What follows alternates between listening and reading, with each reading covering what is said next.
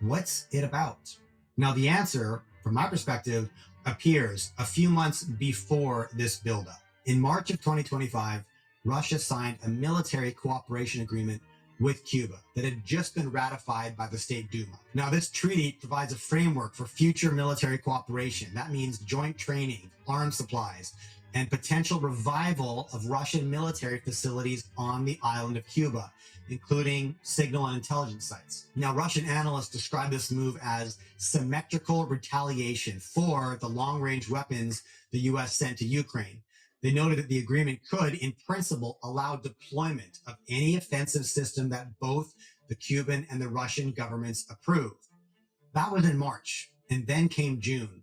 Russian Navy ships and a Yasin M-class guided missile nuclear submarine entered Cuban territorial waters 90 miles from the United States. Now, this is not a small detail.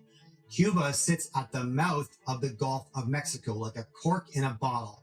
Every major shipping route that feeds America's Gulf Coast, every tanker carrying LNG exports, every container ship bound for Houston or New Orleans, every naval vessel entering or leaving bases from Pensacola to Corpus Christi pass within Cuba's effective range. Cuba is less than 500 miles from New Orleans and less than 300 miles from the Florida Keys. Now, that proximity compresses American reaction time to almost zero. A cruise missile launched from Cuban waters could hit critical Gulf infrastructure in minutes. And this is why Cuba has never been treated like any other Latin American state that happens to align with Moscow or Beijing. The issue is not ideology. The issue is geography.